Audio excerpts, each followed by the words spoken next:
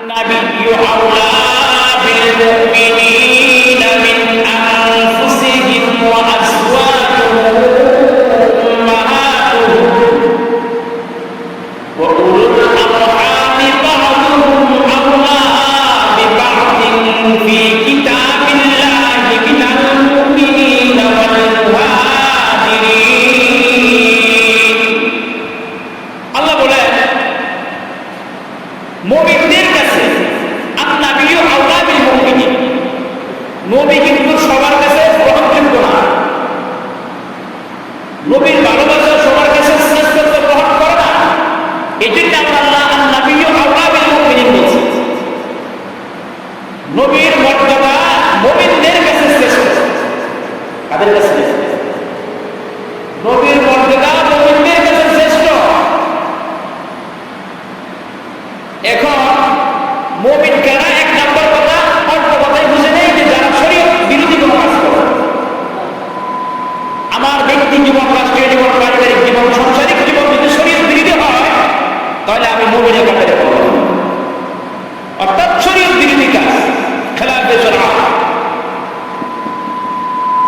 যারা ইচ্ছাকৃতভাবে প্রশ্নই আসে না, অনিচ্ছাকৃত সত্ত্বেও ভুলবশত শরীয়ত বিরোধী কোনো কাজ করে না, এরা হলো মুমিনের কথা।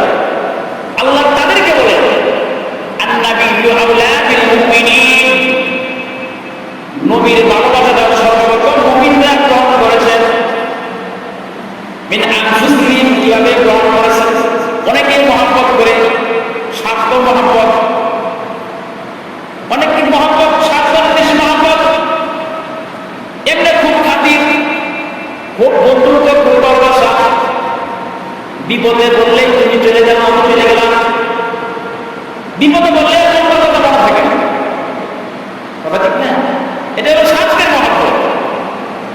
এই জন্য আমার আল্লাহ নবীর সম্বন্ধে বলেন মিন আনফুসিহিম, মুমিনরা নবীকে নিজের জীবনের চাইতেও বেশি ভালোবাসে। মুমিনরা নবীকে নিজের জীবনের চাইতেও বেশি ভালোবাসে।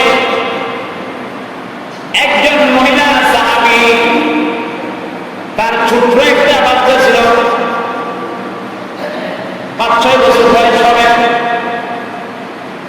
আল্লাহ নবী সাল্লাল্লাহু আলাইহি ওয়াসাল্লাম জিহাদের জন্য রওনা হবেন, প্রস্তুত করেছেন। সাহাবায়ে কেরামদেরকে নেওয়ার পরামর্শ করলেন, কাকে কাকে ওই জিহাদে নিয়ে যাবেন। মহিলার স্বামী নাই, ছোট্ট একটা 12 বছরের বাচ্চা। আল্লাহ নবীর দরবারে মহিলা তার সন্তানকে নিয়ে আসছেন। নিয়ে এসে বলতেছেন, ইয়া রাসূলুল্লাহ, ইয়া হাবিবাল্লাহ, আমার স্বামী নাই, আমি বিধবা। জিহাদে আমার স্বামী মৃত্যুবরণ করেছে, শাহাদাত বরণ করেছে।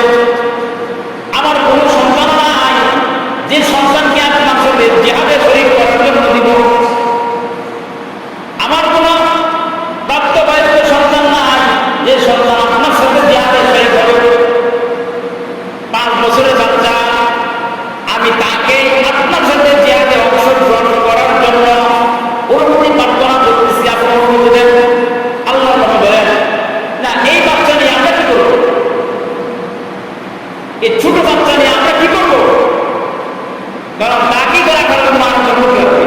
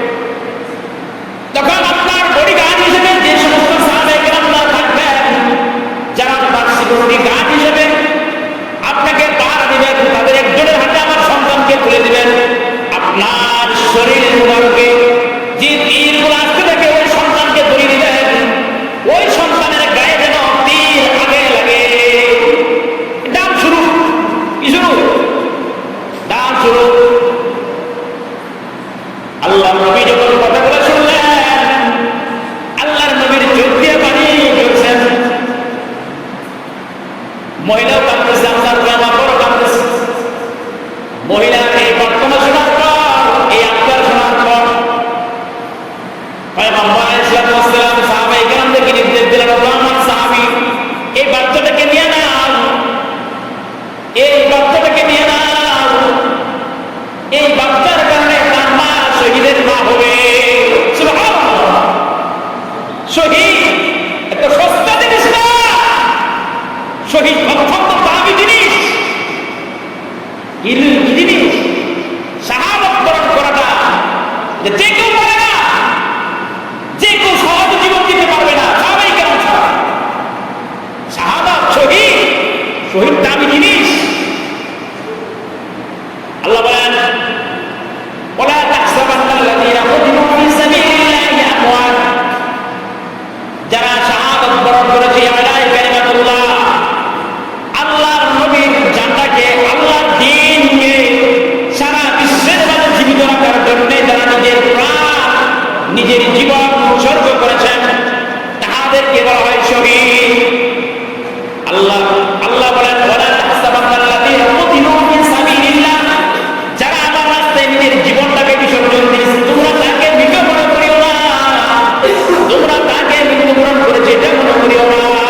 বাল আহইয়াউন ইনদা রাব্বিহিম ইরযাকুন, বরং তারা তাদের প্রভুর কাছে জীবিত রিজিক প্রাপ্ত হয়। কি হয়? রিজিক প্রাপ্ত হয়। জান্নাতীরা জান্নাতি হওয়ার পর জান্নাতে খাবার খেয়ে আসবে, জান্নাতে যায় খাবার খেয়ে আসবে। আর শহীদরা তাদের